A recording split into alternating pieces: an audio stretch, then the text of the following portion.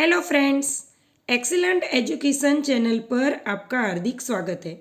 आज हम पढ़ाई करेंगे class 8 science chapter number 8 NCERT में चैप्टर नंबर 3 यानी कि गुजराती मीडियम, हिंदी मीडियम और इंग्लिश मीडियम तीनों में जो एनसीईआरटी की बुक होती है उसमें चैप्टर नंबर 3 उसका नाम है कोयला एवं पेट्रोलियम, कोल एंड पेट्रोलियम। तो आज हम कोल एंड पेट्रोलियम किसे कहते हैं उसके बारे में अध्ययन करेंगे। प्रस्तुत अध्याय में हम विद्युत तथा विद्युत धारा के रासायनिक प्रभाव के बारे में अध्ययन करेंगे। इस अध्याय में हम क्षयशील यानी कि एग्जॉस्टिबल प्राकृतिक संसाधन जैसे कि कोयला, पेट्रोलियम एवं प्राकृतिक गैस का अध्ययन करेंगे। ये ऊर्जा के अनवीकरणीय स्रोत यानी कि नॉन रिन्यूएबल सोर्स कहलाते हैं।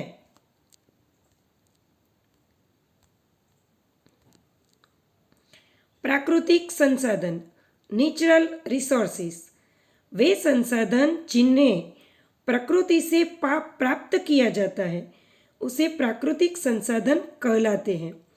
प्राकृतिक संसाधन प्रकृति में हवा, जल, मृदा, खनिज, जंतु तथा पादपों के रूप में संग्रहित होते हैं। प्राकृतिक संसाधनों को दो श्रेणियों में वर्गीकृत किया जाता है। एक, अक्षय संसाधन यानी कि इनएग्जॉस्टिबल रिसोर्सेस। ये प्राकृतिक संसाधन है जो सीमित मात्रा में उपलब्ध होते हैं। इन प्राकृतिक संसाधनों की गुणवत्ता न्यून होती है लेकिन मात्रा नहीं। इनमें वायु, मृदा, जल, बालू और ऊर्जा आदि सम्मिलित होते हैं। इनको पुनः प्राप्त किया जा सकता है। दूसरा नंबर पे आता है क्षयशील संसाधन यानी कि एग्जॉस्टिबल रिसोर्सेस। ये प्राकृतिक संसाधन है जिनकी आपूर्ति सीमित होती है एवं यदि इनका उपयोग अधिक व अनियंत्रित मात्रा में किया जाए तो इनकी मात्रा में कमी के कारण यह अतः पूरी तरह समाप्त हो जाते हैं और उसको दूसरी बार मिलने की संभावना खत्म हो जाती है।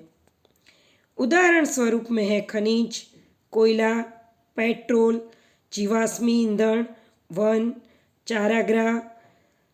चारागाह, जलीय जीव आदि। इनको पुनः निर्मित या प्राप्त नहीं किया जाता।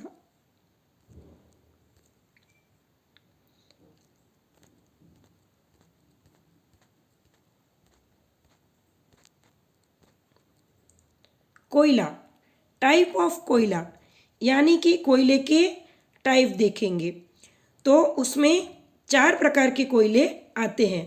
पिट, उसमें 60% कार्बन होता है। दूसरा है लिग्नाइट, उसमें 70% कार्बन होता है। उसके बाद तीसरा आएगा बिटुमिन, उसमें 78 से 87% कार्बन रहता है। और लास्ट आता है एंथ्रेसाइट, वो उसमें 90% कार्बन रहता है। बिटुमिन कोयले का सर्वाधिक पाए जाने वाला रूप होता है तथा एंथ्रेसाइट कोयला सबसे शुद्ध स्वरूप में मिलता है। कोल जो होता है यह कोल का सबसे अशुद्ध रूप है। यह खानों से प्राप्त किया जाता है। भारत में यह झारखंड, बंगाल, बिहार, आंध्र प्रदेश आदि स्थानों पर पाया जाता है। कार्बन की मात्रा के अनुसार यह निम्न प्रकार का होता है। कोयले के प्राप्त उत्पादन यानी कि प्रोडक्ट्स ऑब्टेन फ्रॉम कोल कहाँ से प्राप्त किया जाता है वो हम देखेंगे। पास में आपको कोयले की जो उत्पादन क्षेत्र होता है वो आपको दिखाया गया है। जब कोयले को वायु की अनुस्थिति में उच्च ताप पर गर्म करते हैं तब उपयोगी उत्पादकों का निर्माण होता है। यह प्रक्रिया कोयले का भंजक आसवन कहलाता है। उपरोक्त प्रक्रम द्वारा कोक, कोल्टार, कोयला गैस यानी कि कोल गैस आदि प्राप्त होता है। ये जो है ये कोक है, तो कोक की कैसे प्राप्ति होती है वो देखेंगे। यह लोहे के रिटार्थ में कोयले का भंजक आसवन करने से प्राप्त होता है। इसमें 80 से 95% तक कार्बन होता है। यह धूम्र रहित ईंधन के रूप में तथा धातु कर्मों में अपचायक के रूप में प्रयुक्त होता है।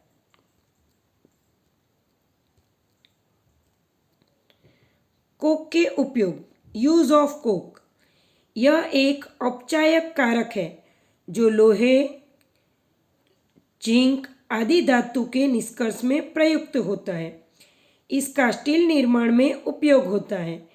इसका उपयोग ईंधन के रूप में होता है। कोल टार, यह अप्रिय गंध युक्त गाढ़ द्रव है। यह लगभग 200 पदार्थों का मिश्रण है। इससे दैनिक जीवन में काम आने वाले अनेक पदार्थ प्राप्त किया जाता है, जैसे कि रंग एवं औषधि आदि। कोल्टार के उपयोग, यूजेस ऑफ कोल्टार। कोल्टार में कई उपयोगी कार्बनिक यौगिक उपस्थित होते हैं, जैसे बेंजीन, नेफ्थेलिन, एनिलीन तथा एंथ्रासीन। नेफ्थेलिन बॉल कीटनाशक के रूप में प्रयुक्त होता है। कोल्टार से प्राप्त कई यौगिक का उपयोग प्राथमिक पदार्थों के रूप में किया जाता है, जिनके द्वारा उद्योगों, मेडिकल व दैनिक जीवन में प्रयुक्त आवश्यक पदार्थ निर्मित होते हैं, जैसे कि दवाइयाँ, संश्लेषित रंग यानी कि डाइज, प्लास्टिक परफ्यूम, पेंट आदि। कोयला गैस यानी कोल गैस, यह एक गैसीय ईंधन है। यह कोयले से कोक प्राप्त करने की प्रक्रिया के दौरान उत्पन्न होता है। यह मुख्यतः कार्बन मोनोऑक्साइड, कुछ मात्रा यानी कि कार्बन डाइऑक्साइड का, मीथेन, हाइड्रोजन आदि का मिश्रण होता है। पास में आपको कोयला गैस यानी कि कोल गैस कैसे दिखता है वो आपको दिखाई दी गया है। उसके बाद आता है कोयला गैस के उपयोग, यूजेस ऑफ कोल गैस। उद्योगों में कोयला गैस ईंधन के रूप में प्रयुक्त होती है। इसका उपयोग प्रकाश उत्पन्न करने में किया जाता है। आजकल इसका उपयोग प्रकाश की तुलना में ऊष्मा उत्पन्न करने में अधिक हो रहा है।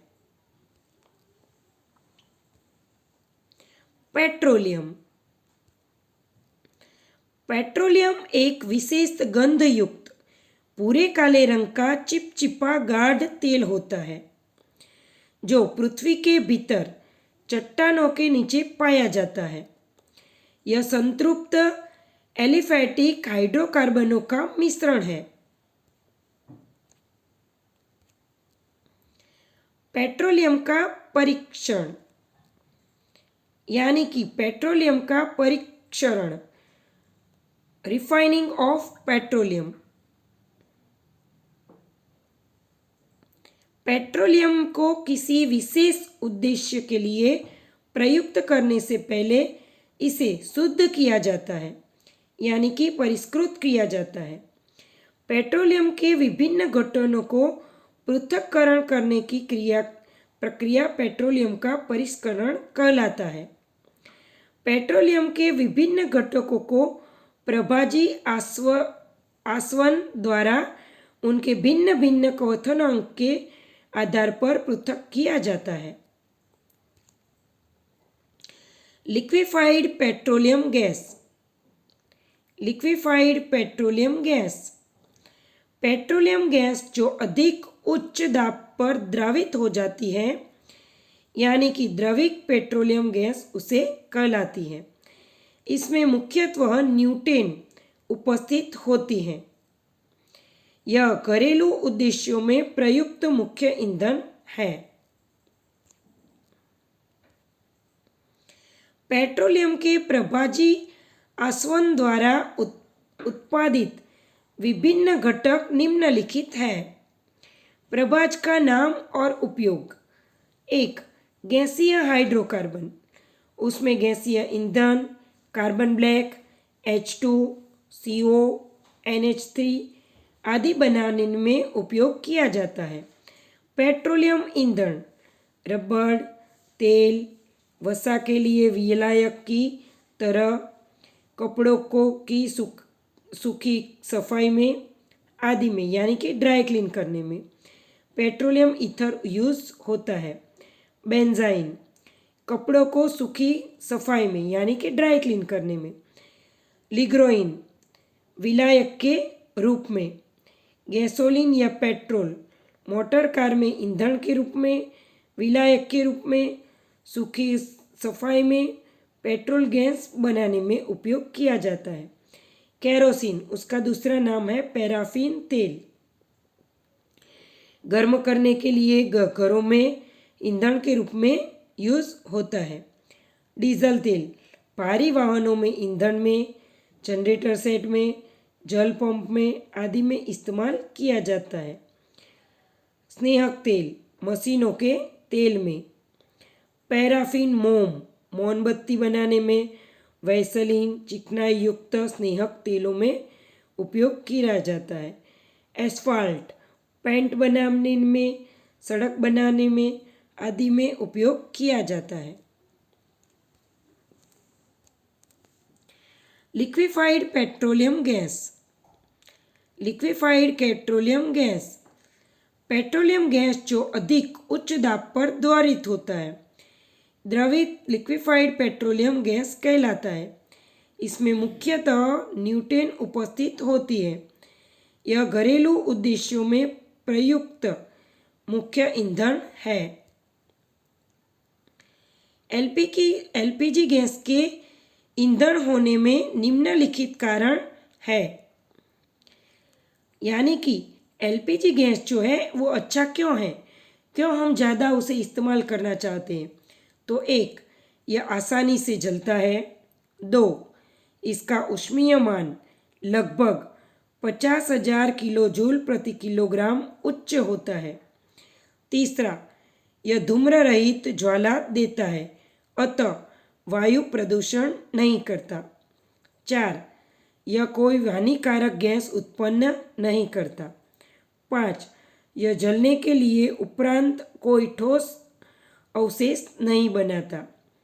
6, इसको संग्रहित करना बहुत ही आसान है।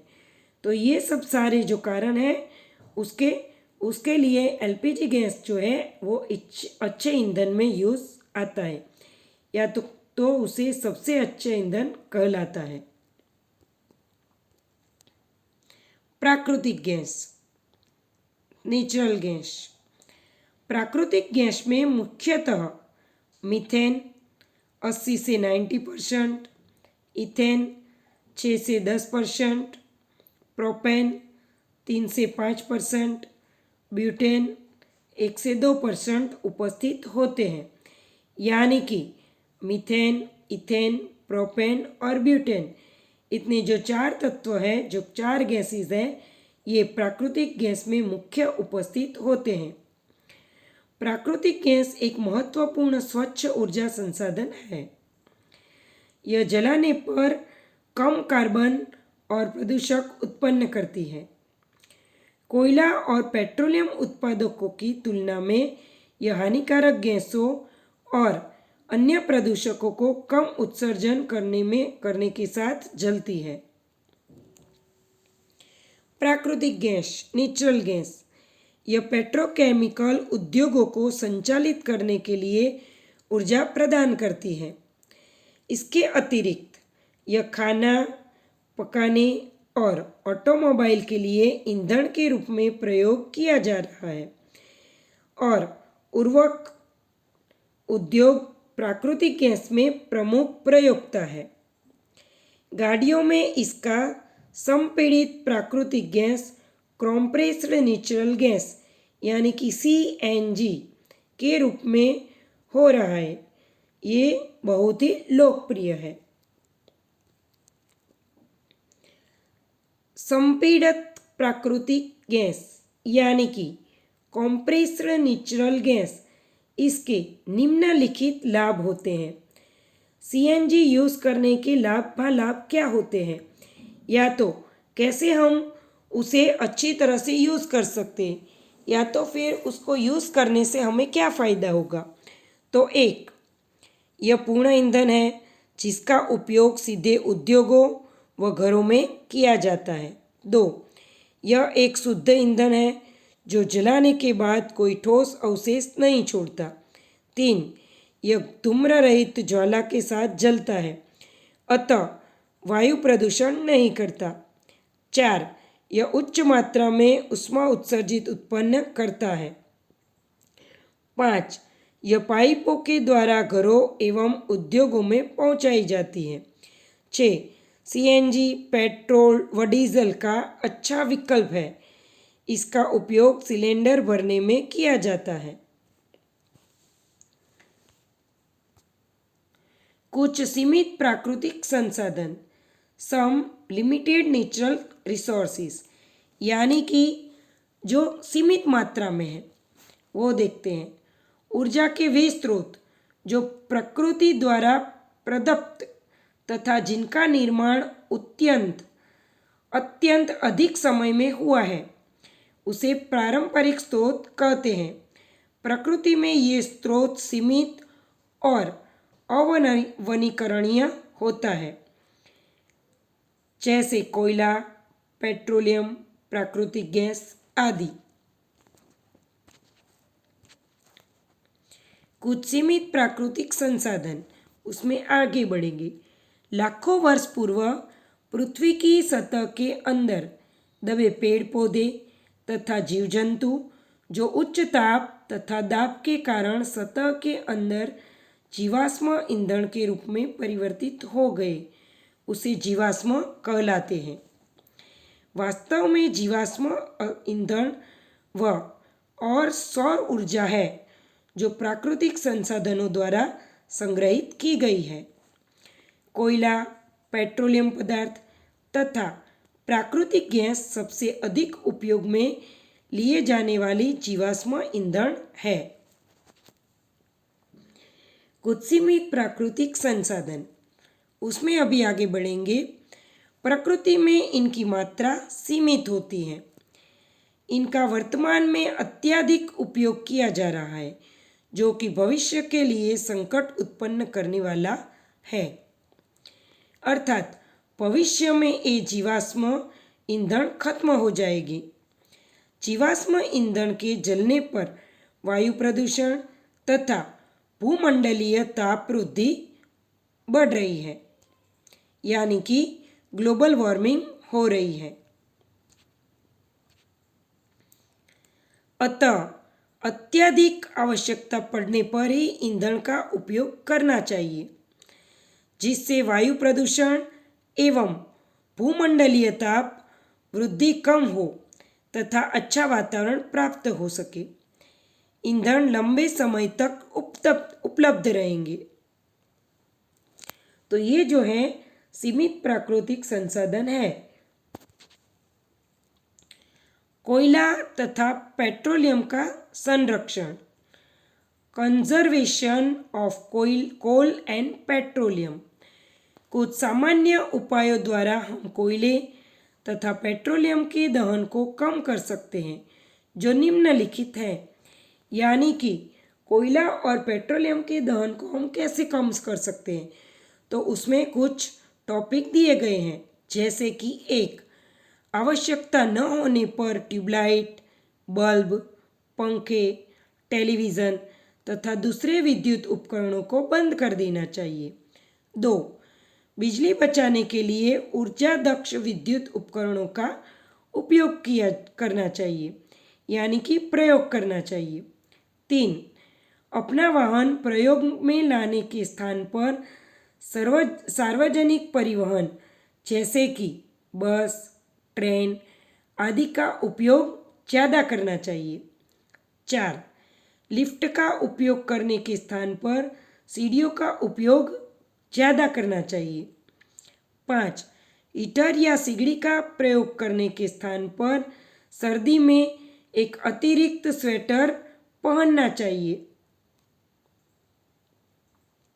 अगर आप इस चैनल पे नए हैं तो चैनल को सब्सक्राइब जरूर से कीजिएगा। अब आगे बढ़ते हैं अभ्यास प्रश्न की ओर। तो स्टार्ट करेंगे अभ्यास प्रश्न। 1 नंबर। प्रश्न 1, कार्बन पाया जाता है किसमें? ए, प्लास्टिक में, बी, पेट्रोलियम में, सी, लकड़ी में या डी, इन सभी में। तो आंसर आएगा इन सभी में, यानी कि आंसर आएगा डी। 2 नंबर, कार्बन के अपर रूप है, क्या है या कौन है? ए, काजल, बी, पेट्रोलियम, सी, कार्बन मोनोऑक्साइड या डी, ये सभी। तो देखिए फ्रेंड्स, अगर आपको ऐसा आंसर हो कि ये सभी, तो हर बार आंसर ये सभी नहीं आ सकता। तो आप 1 बार 2 बार 3 बार पढ़ के जहाँ भी ये ऐसा हो कि उपरोक्त तमाम या उपरोक्त सभी या ये सभी, तो उसको 2-3 बार पढ़ना फिर आंसर देना, ठीक है। तो यहाँ जो आंसर आएगा वो आएगा ए, काजल। ये आंसर नहीं आएगा, यानी कि काजल जो है ये कार्बन का एक रूप है। 3 नंबर, निम्नलिखित में से कोयले के किस रूप में कार्बन की प्रतिशतता सबसे कम होती है? ए, पीट, बी, लिग्नाइट, सी, बिटुमिन या डी, एंथ्रेसाइट। तो आंसर आएगा ए, पीट। पीट जो है उसमें कार्बन की प्रतिशतता सबसे कम होगी। 4 नंबर, कोयले का शुद्धत्व रूप कौन सा है? ए, एंथ्रेसाइट, बी, बिटुमिन्स, सी, लिग्नाइट या डी, पीट। तो सबसे शुद्धतम रूप में कौन सा कोयला हमें मिलता है? तो आंसर आएगा एंथ्रेसाइट, ए। उसके बाद 5 नंबर, कार्बन का अपर रूप जिसका उपयोग धातु के निष्कर्षण में होता है वह क्या है? ए, गैस कार्बन, बी, कोयला, सी, कोक या D, charcoal.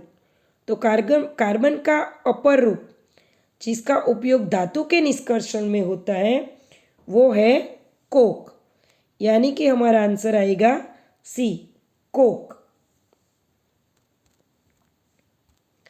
6 number, cast charcoal के कौन से गुण के कारण यह गैस मास्क बनाने के लिए उपयुक्त है? ए, काला रंग, बी, छिद्रित अवस्था, सी, अच्छा अवशोषक या डी, पानी से भारी। तो कास्ट का चारकोल के कौन से ऐसा गुण है जिसके कारण यह गैस मास्क बनाने के लिए उपयोग किया जाता है? तो उसका आंसर आएगा अच्छा अवशोषक। जो कास्ट चारकोल है एक अच्छा अवशोषक है, इसलिए। 7 नंबर, हड्डियों के भंजक आसवन में मिलता है, क्या मिलता है? ए, काजल, बी, अस्थि चारकोल, सी, शर्करा चारकोल या डी, कोक। क्या मिलता है? तो आंसर आएगा हड्डियों में, हड्डी यानी अस्थि, तो अस्थि चारकोल। हड्डियाँ को जला दे या तो भंजक कर दे तो उसमें से क्या निकलेगा? अस्थि चारकोल। तो आंसर आएगा बी। 8 नंबर, निम्नलिखित में से कौन छापे खाने की स्याही बनाने के लिए उपयुक्त है? यानी कि छापे खाने की स्याहियाँ किससे बनती है? ए शर्करा चारकोल, बी ग्रेफाइट, सी अस्थि चारकोल या डी काजल। कौन सा आंसर आ सकता है? आंसर आएगा डी काजल। क्या सही आंसर आएगा? डी काजल। 9 नंबर, विश्व को गर्म रखने के लिए कौन सी गैस उत्तरदायी है? यानी कौन सी गैस ऐसी है जो विश्व को गर्म रखती है? ए O2, बी H2, सी CO या डी CO2। तो आंसर आएगा डी CO2। आप अपने आप से प्रैक्टिकल करके देख लीजिए कि आप पहले श्वास ले, या तो मुंह फुलाए और अंदर से हवा मुंह में खींचे तो ठंडा लगेगा। तो जो ठंडी हवाई आती है वो ऑक्सीजन है, और फिर हवाई बाहर काढ़िए यानी उच्छ्वास करें तो जो हवा निकलेगी यानी कि जो वायु निकलेगा वो गर्म होता है। यानी कि हम ऑक्सीजन ग्रहण करते हैं और कार्बन डाइऑक्साइड बाहर फेंकते हैं। तो जो गर्म वायु है वो है कार्बन डाइऑक्साइड। तो यहाँ आंसर आएगा CO2।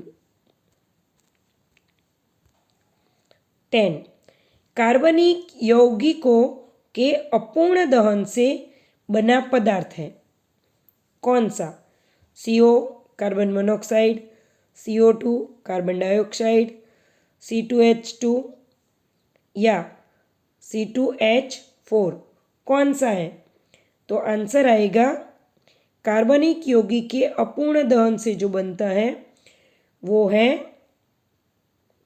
कार्बन मोनोऑक्साइड यानी कि CO।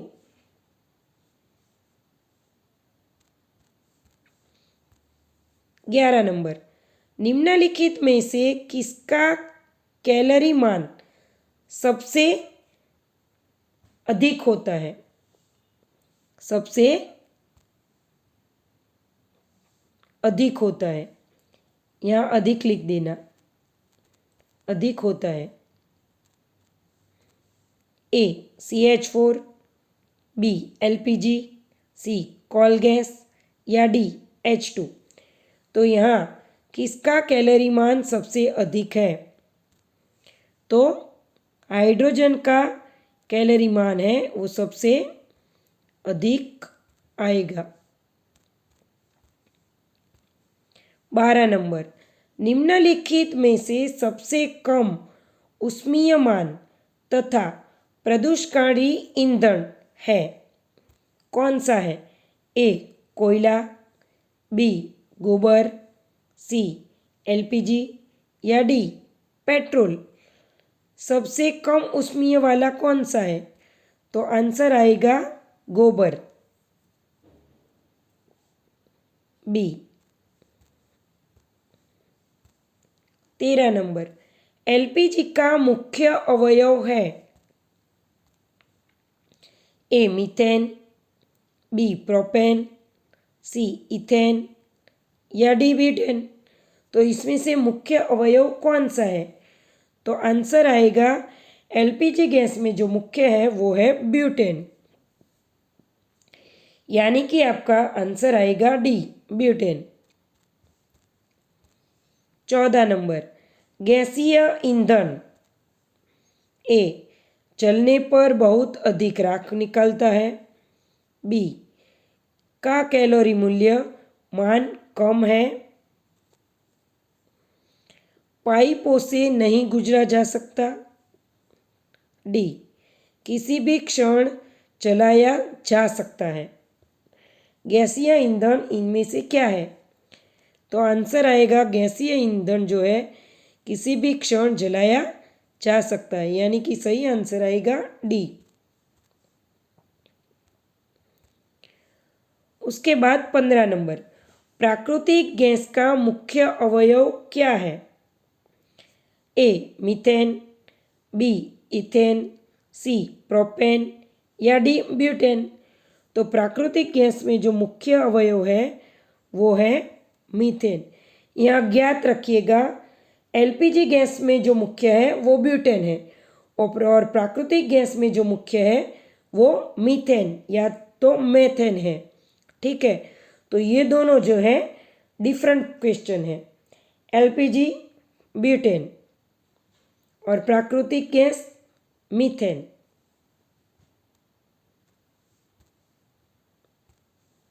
16 नंबर, प्रोड्यूसर गैस मिश्रण है, किसका मिश्रण है? ए वायु तथा जल का, बी CO H2 तथा N2 का, डी CO तथा N2 का, या डी CO तथा H2 का। तो ये जो है किसका मिश्रण है? प्रोड्यूसर गैस मिश्रण है, किसका है? तो आंसर आएगा सी CO तथा N2 का, यानी कि कार्बन मोनोऑक्साइड तथा नाइट्रोजन का। 17 नंबर, जीवाश्म ईंधन का उदाहरण है। ए जल गैस, बी लकड़ी, सी बायोगैस, या डी कोयला। जीवाश्म ईंधन का उदाहरण इनमें से कौन सा है? आंसर आएगा कोयला।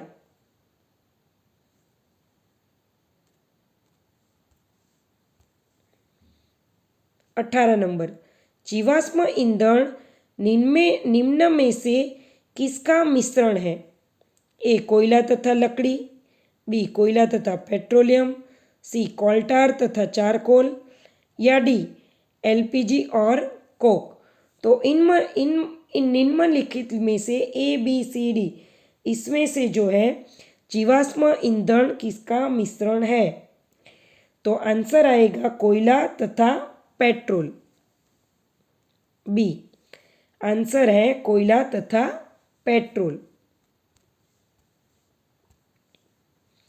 19 नंबर, पेट्रोलियम के विभिन्न घटकों को पृथक करने के लिए कौन सी विधि उपयोगी है? ए उबालना, बी छानना, सी आसवन, या डी प्रभाजी आसवन। पेट्रोलियम के विभिन्न घटक के लिए इसमें से कौन सा आंसर सही आएगा? तो आंसर आएगा प्रभाजी आसवन। 20, निम्नलिखित में से कौन पेट्रोलियम तेल का घटक नहीं है? A diesel, B CNG, D kerosene तेल, सी केरोसिन तेल, या डी पैराफिन मोम। तो इसमें से पेट्रोलियम तेल का घटक कौन सा नहीं है? तो यहाँ जो है CNG ये वायु है, यानी कि तेल लिक्विड नहीं है। तो आंसर आएगा CNG, आंसर बी। तो फ्रेंड्स, अगर आपको वीडियो पसंद आया हो तो वीडियो को लाइक, शेयर और सब्सक्राइब जरूर से कीजिएगा और अपने दूसरे दोस्तों को भी शेयर कीजिएगा। Thank you.